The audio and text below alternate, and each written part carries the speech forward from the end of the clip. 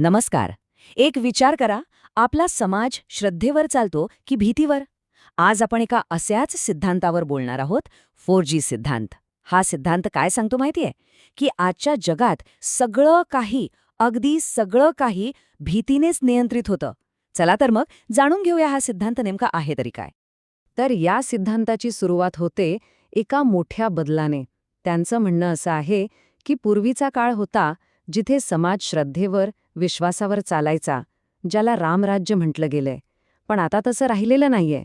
आता एक नवीन व्यवस्था आलीय आणि तिचा पाया आहे भीती. बरं मग, ही भीतीची चौकट तयार होते तरी कशी? तर हा सिद्धांत आपल्याला 4 स्तंभ किंवा जी सांगतो.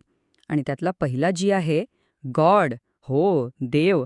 पण थांबा, इथे देव या शब्दाचा अर्थ आपल्या नेहमीच्या श्रद्धेपेक्षा खूप वेगळा आहे.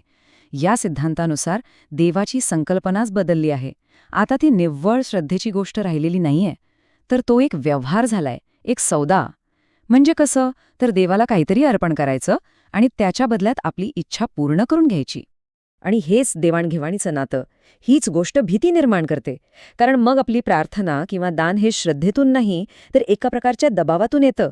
मी हे केलं नाही तर माझं काम होणार नाही, अशी भीती. हा एक सौदा आहे. आणि यामुळेच असं म्हटलं जातं की मंदिरं श्रीमंत आणि शक्तिशाली झाली आहेत. हीच आहे पहिल्या जीमधून निर्माण होणारी भीती. चला, आता वळूया या सिद्धांताच्या दुसऱ्या स्तंभाकडे, दुसऱ्या जीकडे.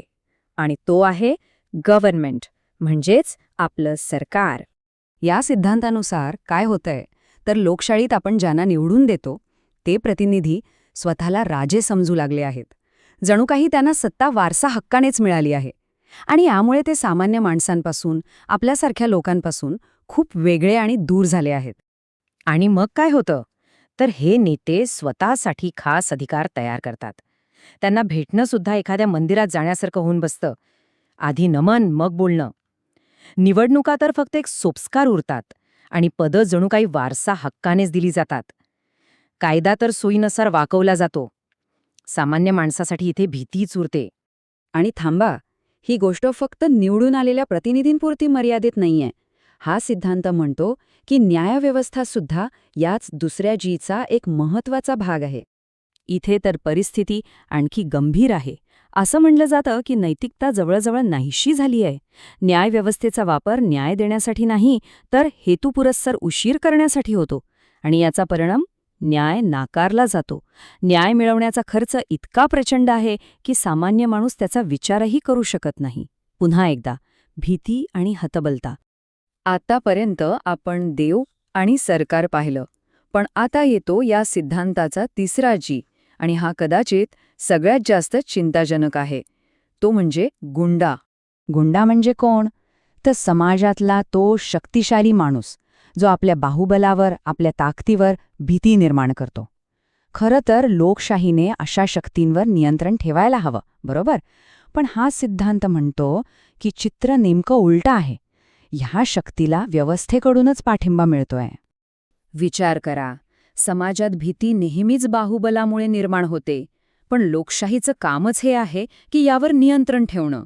पण इथे काय होतंय, तर हा बाहेरचा जी म्हणजे गुंडा, त्याला निवडून आलेल्या प्रतिनिधींचाच पाठिंबा मिळतो.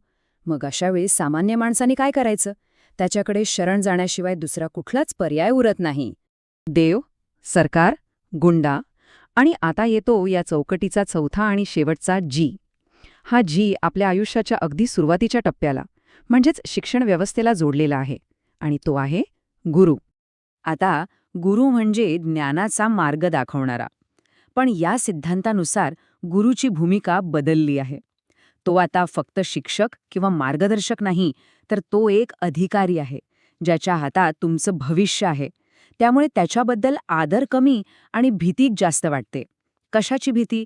तर मूल्यांकनाची. इथे सगळा खेळ आहे मार्कांचा, ग्रेडचा. खरं कौशल्य किंवा ज्ञान किती आहे, यापेक्षा तुमच्या कागदी प्रमाणपत्राला, तुमच्या डिग्रीला जास्त महत्त्व दिलं जातं. आयुष्यातल्या सगळ्या संधी ह्या कागदांवर अवलंबून असतात. आणि त्यामुळेच आपल्याला गुरुची भीती वाटते. शिक्षण हे ज्ञानासाठी नाही, तर प्रमाणपत्रासाठी आणि त्यातून येणाऱ्या संधींसाठी बनलं आहे. आणि हे सगळं भीतीवरच चालतं.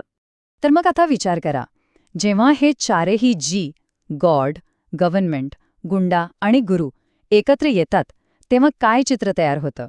याचा परिणाम खूप मोठा आणि खूप गंभीर आहे. चला एकदा पटकन बघूया. पहिला गॉड, देवाशी असलेल्या देवाणघेवाणीच्या नात्यातून निर्माण होणारी भीती.